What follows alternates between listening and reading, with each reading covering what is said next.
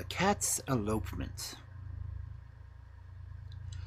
Once upon a time there lived a cat of marvelous beauty, with a skin as soft and shining as silk, and wise green eyes that could see even in the dark. His name was Gon, and he belonged to a music teacher who was fond and proud of him, that he would not have parted with him for anything in the world. Now, not far from this music master's house there dwelt a lady who possessed a most lively little pussy cat called Coma.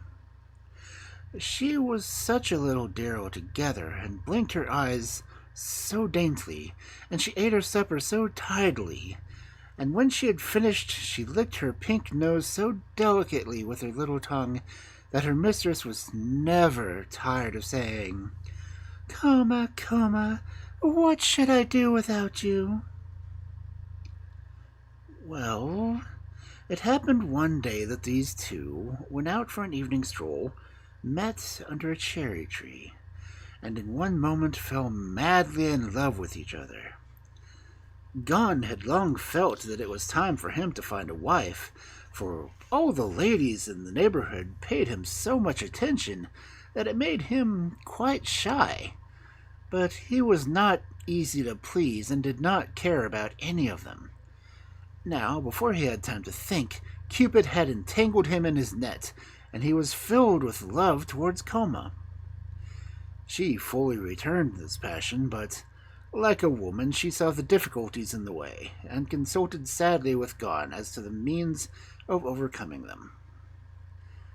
Gon entreated his master to set matters right by buying Coma, but her mistress would not part from her.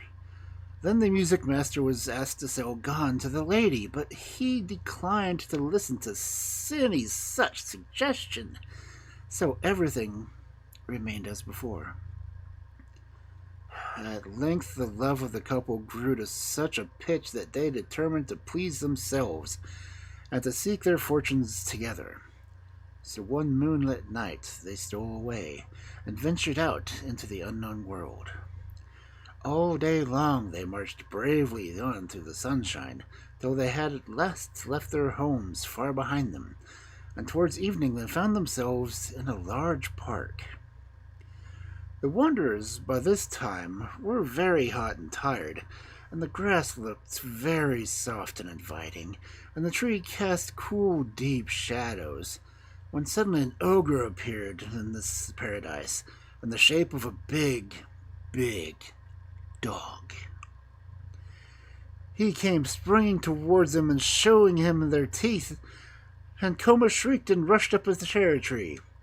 Gon, however, stood his ground boldly and prepared to give a battle, for he felt that Coma's eyes were upon him, and that he must not run away. But alas, his courage would have availed him nothing had his enemy once touched him, for he was large and powerful and very fierce. From her perch in the tree, Coma saw it all, and screamed with all her might, hoping that someone would hear and come to help. Luckily, a servant of the princess to whom the park belonged was walking by, and he drove off the dog, picking up the trembling Gon in his arms, and carried him to his mistress. So poor little Coma was left alone, while Gon was borne away full of trouble, not in the least knowing what to do.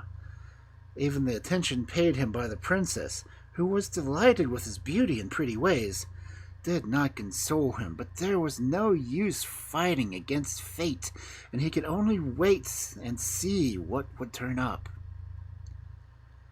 The princess, Gon's new mistress, was so good and kind that everybody loved her, and she would have led a happy life had it not been for a serpent who had fallen in love with her, and was constantly annoying her with his presence.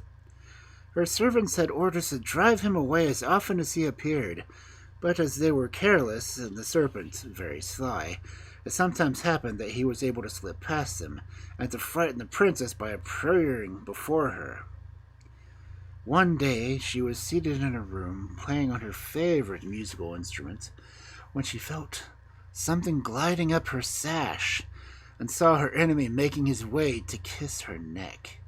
She shrieked and threw herself backwards, and Gon, who had been curled up at the stool at her feet, understood her terror and with one bound seized the snake by its neck. He gave him one bite and one shake, then flung him on the ground, where he lay, never to worry the princess ever again.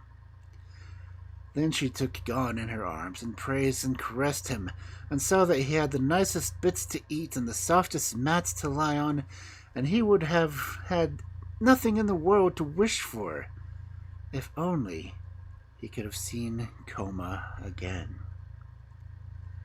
Time passed on, and one morning Gon lay before the house door, basking in the sun. He looked lazily at the world stretched out before him and saw in the distance a big ruffian of a cat teasing and ill-treated quite a little one. He jumped up full of rage and chased the cat away. And then he turned to comfort the little one, but when his heart nearly burst with joy to find that it was Koma. At first, Koma did not know him again. He had grown so large and stately. But when it dawned upon her who it was, her happiness knew no bounds. And they rubbed their heads and their noses again and again, while their purring might have been heard a mile off. Paw in paw they appeared before the princess, and told her the story of their life and its sorrows. The princess wept for sympathy and promised that they should never more be parted, but should live with her to the end of their days. By and by the princess herself got married, and brought the prince to dwell in the palace in the park. She told him all about her two cats, and how brave Gon had been, and how he had delivered her from the enemy, the serpent. And when the prince heard, he swore they should never leave them, but should go with the princess wherever she went.